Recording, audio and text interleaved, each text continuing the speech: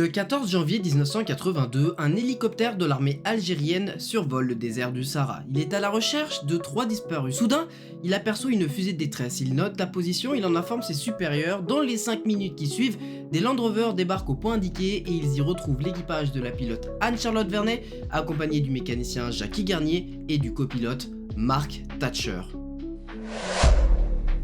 Salut tout le monde, c'est Hétéro. Aujourd'hui je vous retrouve pour vous raconter l'incroyable disparition du fils de Margaret Thatcher. L'histoire et ses anecdotes croustillantes valent le coup, alors installe-toi confortablement et laisse-moi te conter l'histoire de la disparition de Mark Thatcher lors du Paris-Dakar de 1982. En France, notre dame de fer c'est elle, la Tour Eiffel, et bien pour nos amis les Anglais, leur dame de fer se nomme Margaret Thatcher. Les deux dames de fer ont une différence d'environ 310,35 mètres. Maintenant que le capital blague est épuisé, qui est Margaret Thatcher? C'était la première ministre anglaise entre 1979 et 1990. Elle est connue pour ses réformes économiques et son caractère en assez trempé. D'ailleurs, lors d'un sommet européen à Bruxelles, pensant son micro éteint, Chirac dit ceci: mais qu'est-ce qu'elle me veut de plus, cette mégère? Mes couilles sur un plateau? Alors tous ensemble, on remercie Chirac pour cette punchline qui reste dans les mémoires. Mais depuis le début de la vidéo, tu dis Tétéro, quand est-ce que tu parles de Mark? Eh bien j'y viens, mais juste avant, parlons de sa sœur Carol Thatcher. Carol est née le 15 août 1953 et elle est devenue journaliste. Voilà, c'est tout ce que je sais sur Carol et c'est tout ce qu'on dira car honnêtement on s'en bat les couilles. C'est une femme avec de l'honneur et des valeurs, tout l'opposé de son frère jumeau, Mark Thatcher.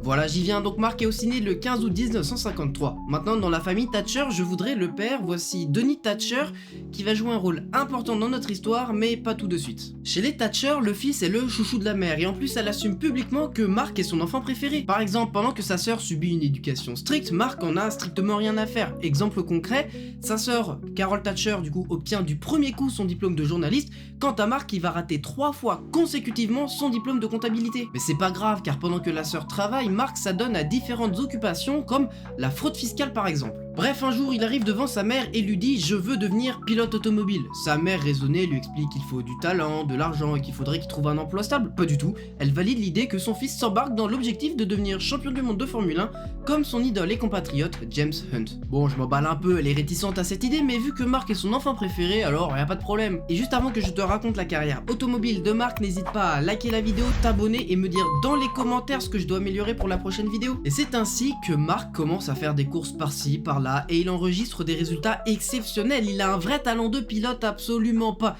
D'ailleurs, il est plutôt, voire très nul, mais il reste dans les équipes, car en fait il rapporte de l'argent. En 1977, il a même créé sa propre écurie de course, sobrement intitulée MTR, les initiales de Mark Thatcher Racing. Avant de parler du Dakar, parlons de 2 courses marquantes dans la carrière de Mark, les 24 heures du Mans 1980 et les 24 heures du Mans 1981. Oui, il a participé à la plus légendaire des courses automobiles. En 1980, il est associé à Leila Lombardi qui à ce jour est la seule femme de l'histoire à être classée au championnat des pilotes en Formule 1. Donc au Mans 1980, Leila et Mark ne terminent pas la course et sont contraints d'abandonner après 157 tours. Disons que pour 81, Mark ne peut que s'améliorer. Pour cette édition, Mark est associé à Claude Aldi et Hervé Poulain sur une Porsche 935. Et devine quoi, ils ne rallient pas l'arrivée et ils sont contraints d'abandonner après 260 tours. Bref, lors de l'édition 81, il y a 2 choses importantes à retenir. La première, c'est que Mark fait la rencontre d'une pilote, Anne-Charlotte Vernet, et la deuxième, c'est qu'au détour d'une discussion, un sponsor lui propose de participer au Paris-Dakar. Quelques années après, lors d'une interview, Mark revient sur cette discussion. L'un des sponsors m'a dit qu'il faisait rouler 3 Peugeot au Paris-Dakar, est-ce que j'aimerais le faire? J'ai dit oui et j'ai tout oublié. Et puis le gars m'appelle quelques mois plus tard et me dit pouvez-vous venir à Paris dans une semaine, le mardi, pour le lancement presse du Paris-Dakar?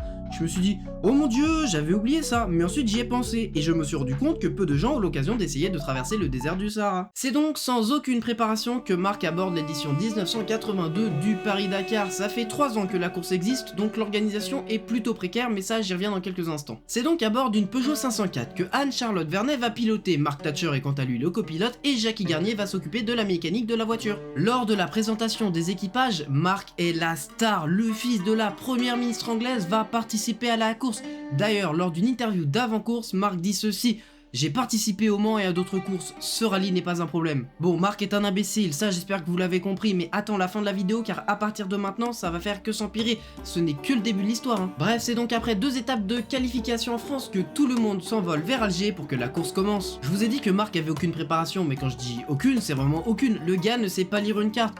Donc pour finir les journées, l'équipage se contente juste de suivre les traces des concurrents précédents. À l'heure des charges, l'organisation était vraiment précaire, on leur disait tu pars de telle ville, tu arrives dans telle ville en passant par 2 checkpoints. Les routes étaient mal indiquées et les roadbooks pas super clairs. Au fur et à mesure de l'aventure, Marc se rend compte de la difficulté du rallye. L'objectif de l'équipage n'est plus de faire un classement, mais juste d'arriver à Dakar. Les étapes se déroulent et on se retrouve le 9 janvier 1982. Les pilotes sont prêts à rallier les villes de Tamanrasset à Timiaouine. L'équipage ne roulait pas vite, leur objectif c'était juste de finir la journée, donc pour ça ils se sont mis dans un convoi, c'est-à-dire plusieurs concurrents qui se suivent à vue d'œil jusqu'à l'arrivée. Mais à un moment, Anne-Charlotte heurte une pierre qui détruit l'essieu arrière de la Peugeot. Mais heureusement, ils sont dans un convoi, donc les concurrents notent la position et la donnent à l'organisation en arrivant. Évidemment qu'avec un essieu en moins, la voiture ne bouge pas, donc Anne-Charlotte et son équipage attendent tranquillement l'organisation qui devrait arriver dans la soirée. Cependant, la première nuit arrive et personne ne vient les chercher. Là, tout humain normal se demande pourquoi l'organisation n'est pas venue les chercher. En fait, l'organisation s'est rendue au point indiqué par les concurrents, sauf qu'à cet endroit, il n'y avait rien sauf du désert. En fait, si l'organisation n'est pas allée au bon endroit, c'est qu'on leur indiquait le mauvais endroit. En fait, les concurrents, ils ont indiqué que notre équipage, ils étaient 25 km à l'est de la trace, alors qu'en fait, ils étaient 25 km à l'ouest de la trace. Donc en fait, quand l'organisation s'est rendue, il y avait 50 km d'écart entre l'équipage perdu et l'organisation venue les chercher. Alors petite indication, mais lors de cette édition, le GPS n'était pas utilisé, donc l'orga avait aucune idée de la position de Marc. Dans l'histoire, il y a quand même quelqu'un qui s'est dit faudrait peut-être prévenir Margaret Thatcher qu'on a perdu son fils. Quand la première ministre anglaise a été mise au courant, le monde aussi a appris la disparition du fils de Margaret Thatcher. Et cette info, elle a fait la une des journaux du monde entier. Je vous rappelle que Margaret avait assumé en public que Marc était son enfant préféré, donc imaginez comment elle était bouleversée par la disparition de son fils. La reine Elisabeth II est venue lui apporter son soutien, tout comme le président américain Ronald Reagan et même François Mitterrand. D'ailleurs, le président français a même accompagné sa parole avec des actes, car 3 avions militaires français furent déployés en Algérie pour tenter de retrouver Marc. En vrai, c'est surtout qu'avec Marc, il y a 2 Français. Si l'Algérie a autorisé des militaires français sur son sol, c'est que eux, ils n'en avaient à peu près rien à foutre qu'un Anglais soit perdu dans leur désert. Mais pendant que tout le monde se demande « il est où Marc ?» Comment se déroule la survie de notre équipage? Reprenons lors de l'accident. Notre équipage est constitué d'une pilote, d'un copilote et d'un mécanicien. À la fin d'une journée classique, la pilote, elle se repose. Le mécanicien répare et prépare la voiture pour le lendemain.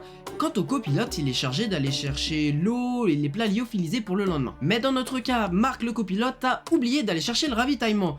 Heureusement, il s'en est souvenu dans les temps. Malheureusement, quand il arrive, on lui remet que 5 litres d'eau au lieu des 10 prévus. Ainsi, lorsque l'équipage se retrouve immobilisé dans le désert, il ne dispose que de 5 litres d'eau et de quelques plats lyophilisés. Alors pour obtenir un peu d'eau supplémentaire, ils ont démonté leur radiateur et tant qu'à improviser, autant démonter les pneus pour les brûler si la situation l'exigeait. D'après ce que j'ai lu, Marc leur disait de rester calme car sa mère allait leur envoyer un satellite. Bon, j'espère que vous avez compris que Marc est un imbécile. D'ailleurs, à partir de maintenant jusqu'à la fin de la vidéo, ça va y aller crescendo, accroche-toi bien. Bon, sinon, du côté des recherches, ça donne quoi? Eh bien, rien du tout, car évidemment, tout le monde cherche du mauvais côté de la trace. Au bout de 5 jours, Margaret décide d'envoyer Denis en Algérie. Sentant la nécessité de s'impliquer davantage, les Algériens intensifient leurs efforts de recherche en envoyant avions et hélicoptères. Moins de 24 heures après l'arrivée de Denis, un hélicoptère aperçoit une fusée de détresse, il note la position et il en informe ses supérieurs. 2 Land Rover se rendent au point indiqué et ils y retrouvent l'équipage de la pilote Anne-Charlotte Vernet sain et sauf. Ils sont ramenés à Timiaouine et le premier ministre algérien a prévenu en personne Margaret Thatcher que son fils avait été retrouvé. Denis retrouve son fils et c'est la fête. Ils vont à Tamanrasset dans l'hôtel Taha, ils louent une chambre d'hôtel et font la fête. Cette soirée-là, la facture de la fête entre le père, le fils et le mécanicien s'est élevée à 11 500 dinars. Ensuite, le père et le fils sont retournés en Angleterre à bord du jet privé du premier ministre algérien. Notre histoire pourrait s'arrêter là en mode Disney, ils rentrèrent heureux et vécurent longtemps. C'est absolument pas ça, c'est plutôt ils rentrèrent heureux et eurent beaucoup de problèmes. Au départ, les journalistes se sont interrogés, mais qui a financé le vol des avions? Une question légitime, pourquoi ne pas demander directement à Margaret Thatcher qui a financé les recherches de son fils? Selon ses déclarations, le coût total de l'opération de recherche de son fils s'élevait à 2000 livres.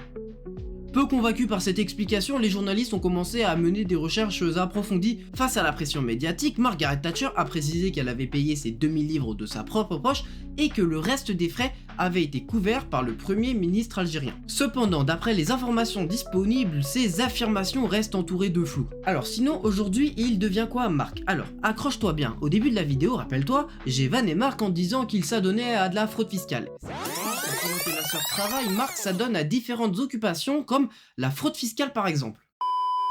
Eh bien ce n'était pas qu'une blague, Mark traîne dans beaucoup de dossiers liés à ce type d'affaires dans différents pays. Déjà il est ban de certains pays, il n'a pas le droit de se rendre aux États-Unis, à Monaco, en Suisse. Je lui conseille aussi d'éviter l'Espagne car il a beaucoup de dettes là-bas. En 2005, il a été condamné à 4 ans de prison avec sursis pour avoir financé la tentative de coup d'état de 2004 en Guinée équatoriale. D'après sa défense, il a financé un avion militaire qui devait servir d'ambulance. Mais en 2024, une enquête approfondie a montré que Sir Mark Thatcher avait négocié un accord de partage des bénéfices en cas de réussite du coup d'état. Bref, ce type n'est pas net. En 2016, il y eut le scandale des Panama Papers et devinez quel nom traînait dans les dossiers. Évidemment celui de Sir Mark. Mais d'ailleurs, pourquoi porte-t-il le titre de Sir? N'est-ce pas censé être une distinction honorifique remise pour avoir servi son pays ou s'être illustré? Oui, en principe, cependant en Angleterre on peut également l'hériter. Dans ce cas précis, Mark l'a hérité à la mort de son père. Aujourd'hui, mis à part la sortie de l'enquête, on n'a pas beaucoup d'informations sur Mark, si ce n'est qu'il habiterait à Gibraltar. Quelle coïncidence! Voilà, c'est la fin de la vidéo, j'espère vraiment qu'elle t'a plu. Si elle t'a plu, n'hésite pas à t'abonner, liker la vidéo et me dire dans les commentaires si tu veux que je parle d'autres sujets. Et si t'es encore là quand je dis ça, sache que je vais te donner le sujet de la prochaine vidéo. On va parler des camions de Yann de Roy. Allez, ciao!